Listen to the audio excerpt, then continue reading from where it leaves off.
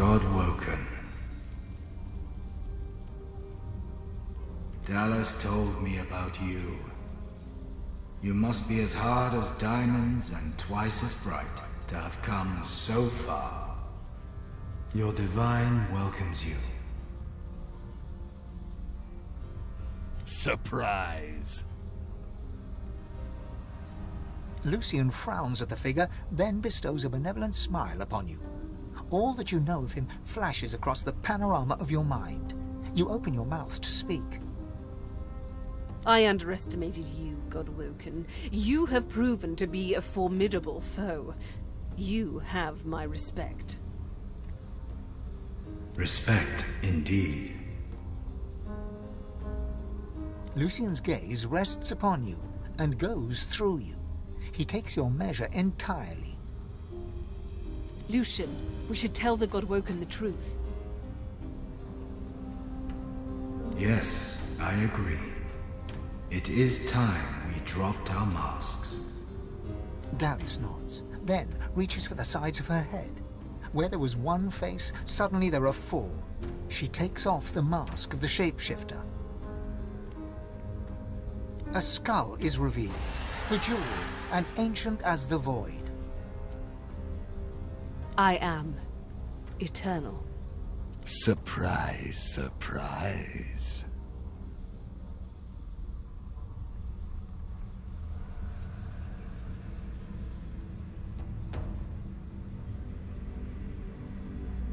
Fear not, God-woken. Dallas is on the side of all that is good. She is helping me rid Rivellon of the influence of the Source. Listen to her. I shall tell you the tale as I told it to Lucian. Long ago, the scholar Fane discovered that the veil between the world and the void was made of Source. Our 7 lords desired this power. Of course. Silence, slave. Our king forbade the 7 to reach for this power, but they didn't listen. Instead, they rebelled and sent the king and his people into the void. With the Source, they stole from the veil. The 7 created the races so they would have worshippers. The 7 made a mistake. By taking its source, they tore a hole in the veil, and it is through this hole that the void finds its way into our world. The 7's lust for power let in the void. Our goal is to close the hole they created, to restore the source to the veil. When we are done, there shall be no more source in the world. No more gods, no more worship, no more war, no more chaos, no more demons, no more Void-woken. Rivellon will have peace at last. He hesitates, then he swallows his pride. Here is the truth. I have killed thousands, perhaps millions for the greater good. But I made a mistake. It was my use of Death Fog that opened the door to the God King. It upset the veil and took the Seven by surprise. My one mistake meant all those sacrifices were for naught. Those sacrifices must have meaning. They must stop the void once and for all. My people cannot be allowed to return from the void. They are tarnished. They are void-woken. They can only bring chaos and death and... There is more, but she hesitates to share it. Then she decides that she must. I was but a child when the war started. The king, in his fury, separated my family and scattered us across the world to be... entombed.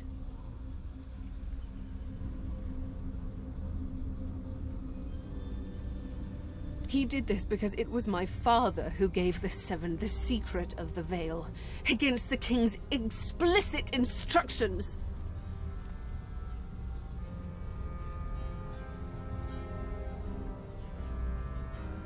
Ironically, the king's punishment is what saved me from the void. Only a very few Eternals escaped banishment. Myself, my mother, and... my father, the scholar Fane. I seek vengeance against the king and the Seven, and I offer my father the chance to atone for his sins. Dallas has her reasons, as you can see. I seek peace for Rivellon, and for myself. Her ambitions align with my own, and I always believed the goal justifies the means. During the war, the real Dallas found my tomb. I took her place and quickly realized that Lucian was the key to my vengeance. And I was the key to the salvation of Rivellon. While Dallas sought the Eterran, I started draining the gods of their source. Slurp, slurp, slurp. One more word from you, and I shall use the leash. I had to hide from the gods. So I had the walls of this crypt equipped with tenebrium, and protections put in place. It worked. Everyone, even the gods, thought me dead. As divine, I was created, empowered to stop the void. I was the avatar of the Seven, their strength and their weakness. My bond to them allowed me to drain them of their source. Maggot! I am no slave. With a flick of her wrist, Dallas sends a jolt through Brachus's body. He writhes in pain. He is but a tool. I used him to find the Eterran. When we are done, I will release him from his duty. I will free him from his pain.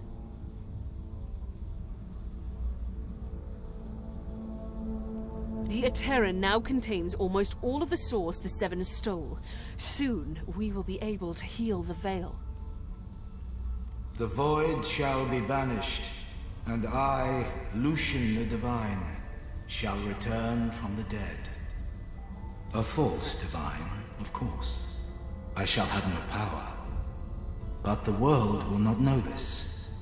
I shall demand peace, and we shall have it. The plan is almost complete.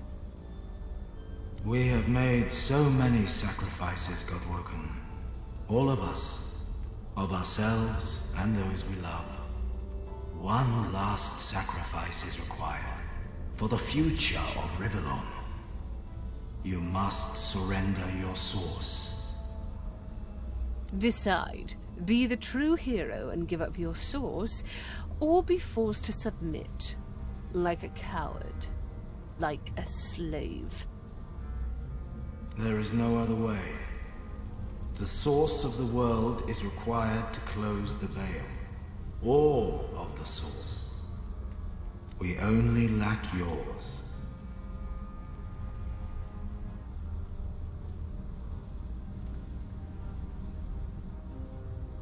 As I say, one last sacrifice is required.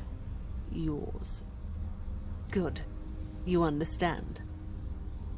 The world shall not know this. I shall return from the grave, a divine without power, yet all who desire power shall fear me. I shall carry the secret of my lack of divinity. Peace shall reign. We already had more than enough Godwoken. Another sacrifice I was forced to make. Those beautiful people. I was as kind as I could be. I promise you that. Then let us proceed. Show some responsibility. Surrender your source. You'll be a hero. Everyone will know of the sacrifice you'll make. Your name will be synonymous with the survival of Rivellon. Don't let them do this to us. The last time I obeyed Lucian, countless innocents died. Surrender my source. He should— No, never.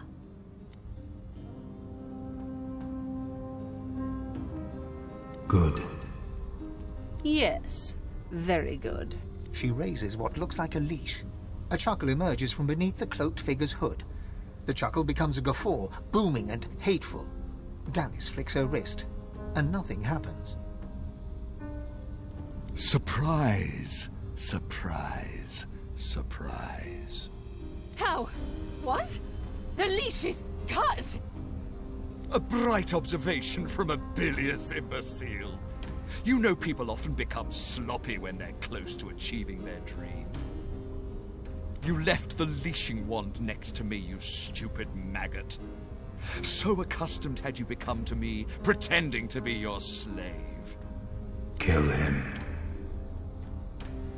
Do shut up, you tedious buffoon, and don't look so surprised, as if I would allow a bone bag to enslave me. Me!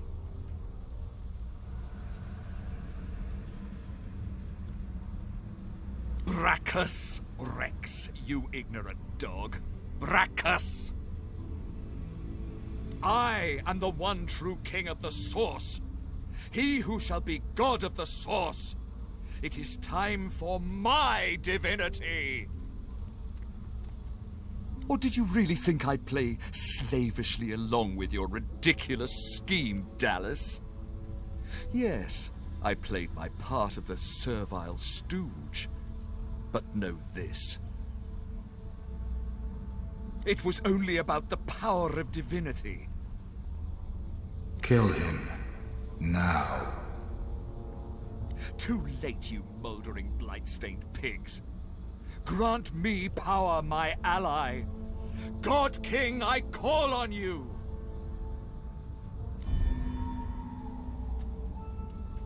You would interrupt Brachus Rex? You would interrupt the Source King? You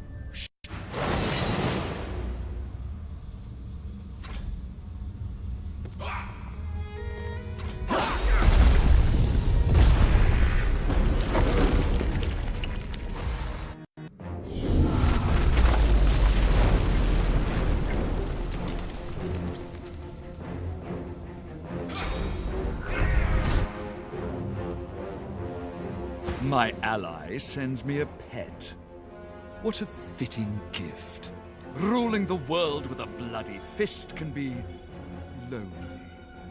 I come to your father, my pretty thing. Come to the Source King!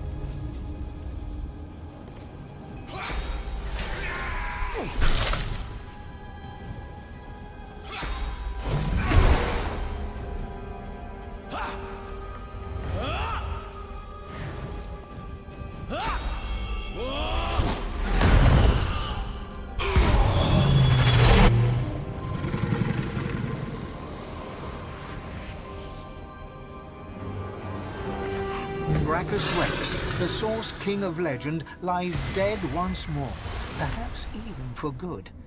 Dallis groans. I have failed. The future of all that... Here we stand, once more on the cusp of divinity. But this cup, so long thirsted for, I willfully let it pass from me. All my life has been a lead-up to this, to be the King of Kings, God of Gods. I will not say it was in vain, but I will say it was vanity. If If I were to chance upon my throne right now, I would sit down beside it, cast my glance to the horizon. I'd think of sadness, my great love. I'd think of my children, their joyous dance through fiery skies. And of course, I'd think of you, of the adventures we had, of our unlikely yet heartfelt friendship. Yes, I'd sit there, thoroughly contented, and wait for you to ascend the throne. I know. A mischievous smile. But I do have to add, likewise. Wait. Before we go any further, I have to tell you something. I just can't put the interests of one individual above the fate of all Rivellon. I've made that mistake before, and we all know how well it turned out. As am I. At one time, I thought we'd face this moment together. But I need to face this end alone. Ifan draws his weapon, wordless. His eyes are hard. If that's how it must be, Listen, this is it. Again. And I want you to know I'm not putting up a fight, not against you. My revels are now ended. Yours, I've had my vengeance. My life and my liberty. You helped me win them back. And then, when you told me you loved me, all of me awoke. All I want now is for this to end. To be by your side when we wage the final battle. And long, long after. I know you do. And I love you too. Now kiss me. You kiss each other passionately, ready to face the darkest dark. You think back on your journey here, on all you have seen, on how the Magisters hunted sorcerers who committed horrible crimes, and purged sorcerers who only tried to heal the sick. You think of how the Eternals unleashed void-woken horror on the world in an effort to reclaim it. You look at the source around you. You know that within your reach is Divinity. You think of what you could do with such power. Seeing the vast quantity of source in front of you, you think you should be able to handle a couple of Voidwoken. You think of your personal problems. It's time to make a choice. A choice that decides the fate of Rivellon, and of you. Where do you stand?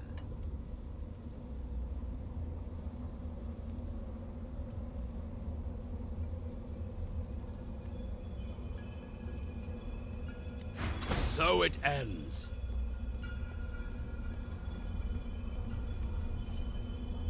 I am victor. An end to tyranny.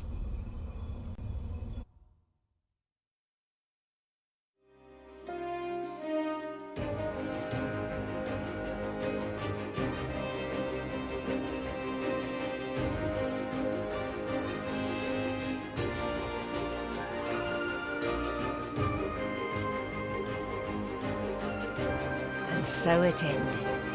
A tale that began with my own ill-fated attempt to rid the world of the Godwoken.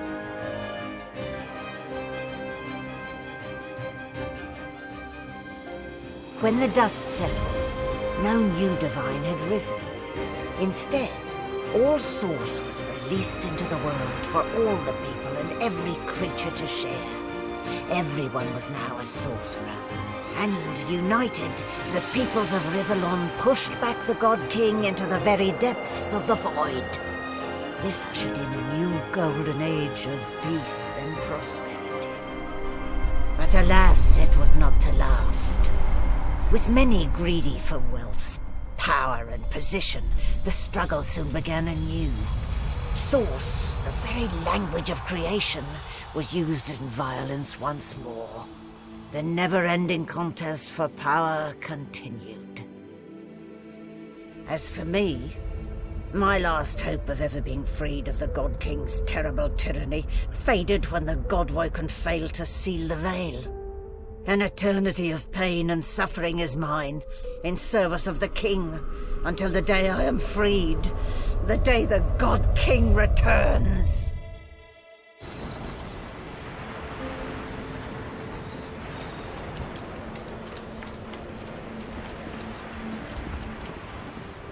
Malady stands tall and proud, sunlight sparkling off her mask. From here, she looks almost angelic. Well, here we are again. You, me, and the ship I've saved from ruin for your personal benefit. I'd say you owe me. Why get an eyeful? I expect it's the last we'll see of you. I have a lot of planning to do, now that there's not to be a new divinity. She drums her fingers testily on her crossed arms. All that work, all that effort, tossed into the gutter like a malformed child. You say that now. Let's see how you feel when you realize the true implication of a world filled with sorcerers. Never mind. I'll find another way. I always do. She fingers the mask, covering her face. For a moment, it seems as though she's about to remove it, but instead, she places a hand on your shoulder. We've come a long way together. I did my best by you all the way. Sacrificed much. And I'd have given even more to see you fulfill your destiny. She looks you up and down. I guess this will have to do. Take a moment, why don't you? Relax. Enjoy. I certainly plan to do the same. Oh, I don't know. Around and about. Treat myself to some mead, a lover or 300. I'd say we've earned it. Perhaps our paths will cross again. Perhaps not. Until we find out.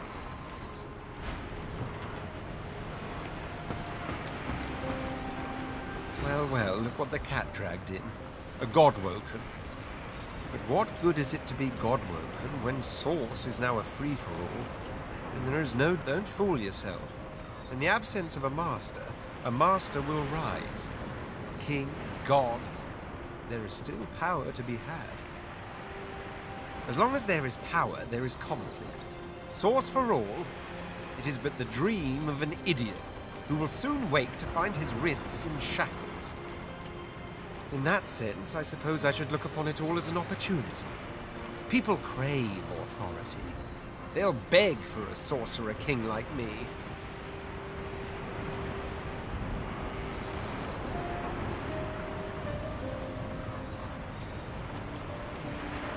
Please, I'm not a dilettante.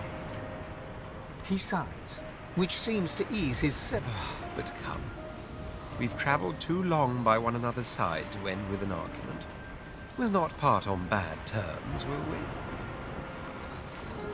Home. After all, I've dragons to raise. I need to teach them to be good boys and girls before they set the entire world on fire. There may be an accident or two along the way. Can't be helped, I'm afraid. I do so long to see my palace again. The Forbidden City. The scents of spices and incense. The sound of sitars in far-off rooms. To sit all day in perfumed shade and watch the white of the marble change with the journey of the sun. But above all, I long to be with Sadher. Long to finally have the time to love. Oh, but before you go, remember how when we first met, I took you by the jaw to inspect your teeth?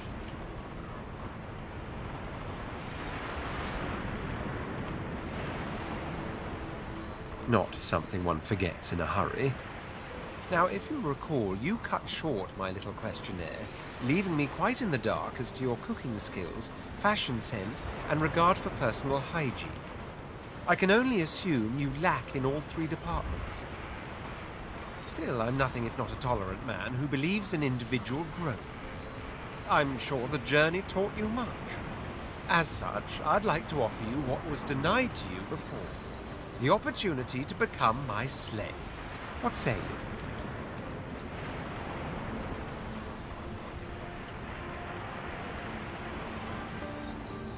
But where are you going?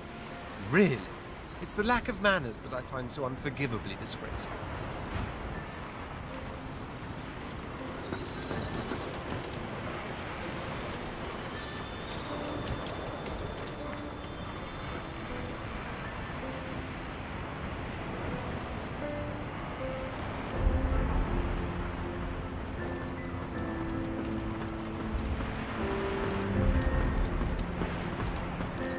Source of all, eh? Bold move, I'll grant you that. I didn't think anyone considered the little people anymore.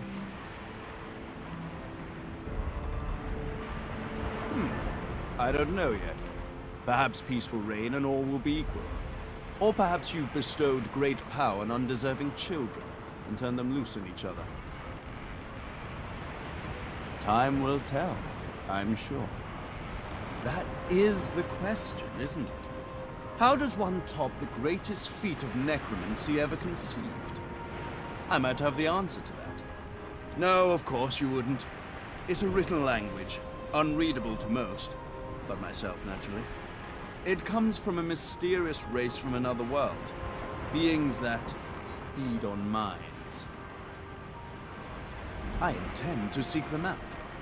This Gustafjan seems to guard portals to their realm. And once I've uncovered one, well, I settle for being the greatest mind in just one world, and there's another for the taking.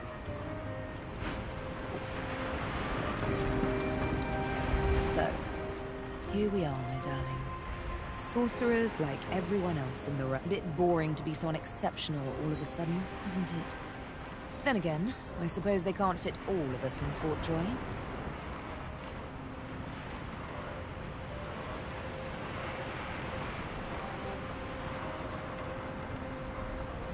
They haven't all met me. Ah well, some things just can't be helped. That quite depends on you, I suppose. She laughs, and it's music to your soul. We want each other, after all. We love each other, after all. Let others play the game of gods. Love conquers even divinity.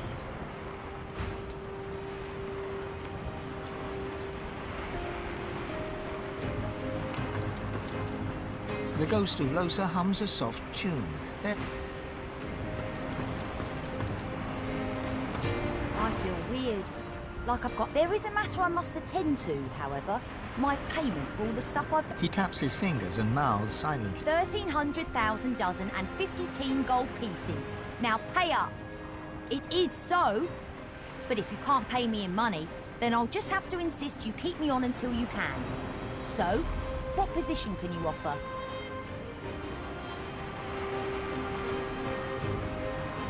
Han ponders your suggestion. You got it, but you...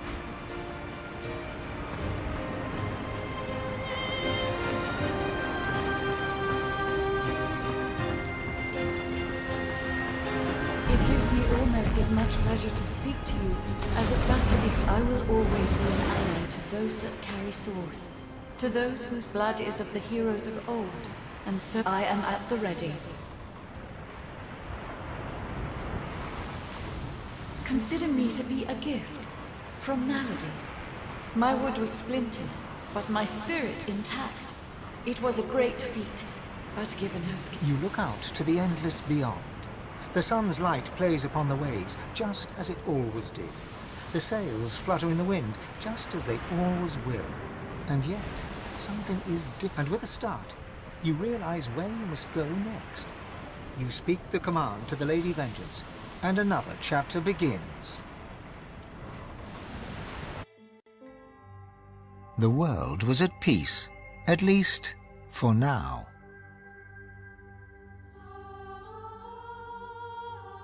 Few were as prepared for the new world as the lizardkin of the ancient empire.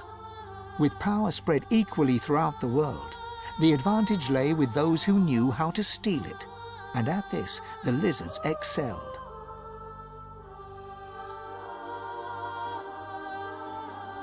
Justinia returned to her throne. Under her rule, the Dwarven kingdom prospered, until 2 years later, a jealous lover stabbed her in the heart with a mutton fork.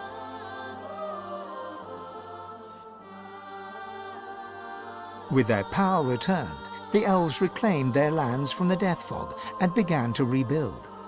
Soon they would split as 2 factions sought power, one to bring back the trees, the other to bring back the Scions.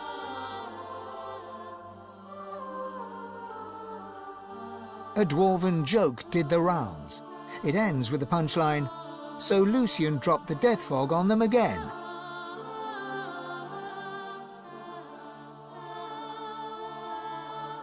Only the elven Godwoken could bring the elves together once more. And in a dark forest on the far side of a desert, well beyond the high seas, the Black Ring came together once more.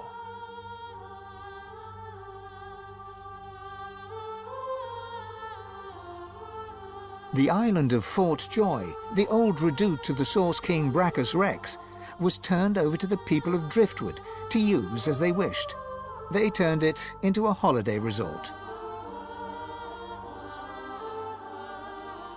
Reaper's Coast prospered.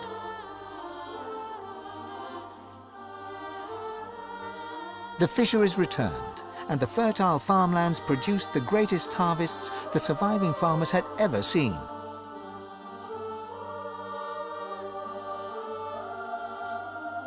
Blood Moon Island became particularly fecund, its soil producing the greatest crops. A particularly crimson-fleshed orange grown on the island became a delicacy across half the world.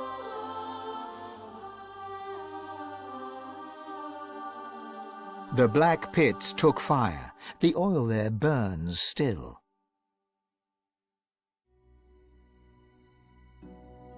Driftwood became a centre of industry, trade and transport.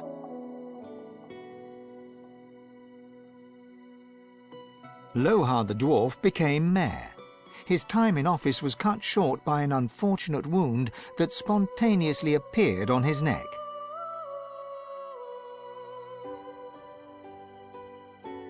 The nameless isle had vanished. Although only open water remained, by instinct ships would steer clear. None of the captains could articulate why. Millennia later, adventurers would come in search of the legendary divine city of Arx and the crypt of the great Lucian. None would pass the path of blood.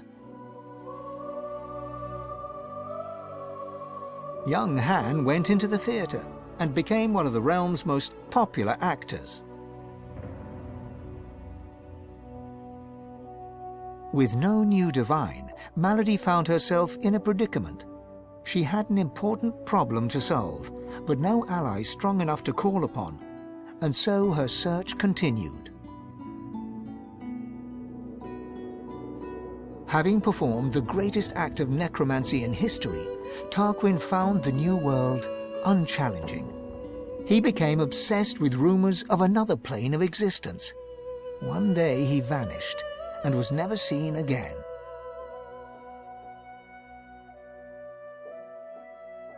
With Amadia silent, the priestess Gratiana left the swamps and re-entered the world. With more undead than ever before, she founded an abbey in the Dragonspine Mountains, offering them shelter from hatred and fear.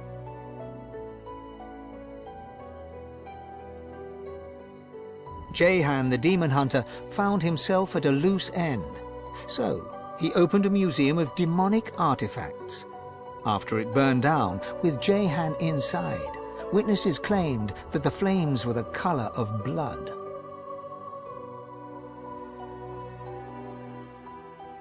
As the forests grew anew and the elves were equals at last, Sahala shared elven knowledge of Source with the world. But some elves disagreed and plotted against her.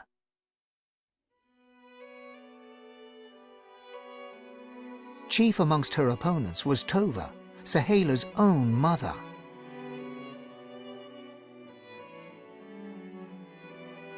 Sabine wandered the world.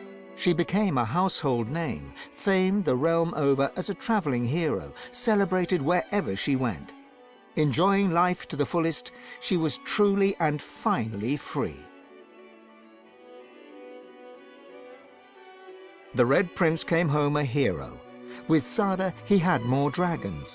Soon, Prince became emperor, one who would not use his dragons for conquest. His realm knew peace, and the world did not burn. And then there was you.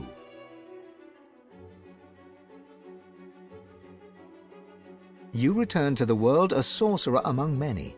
Your future was yours to decide. Did you accept your new status with humility? Only you know the truth. Only you know if you atone for your sins.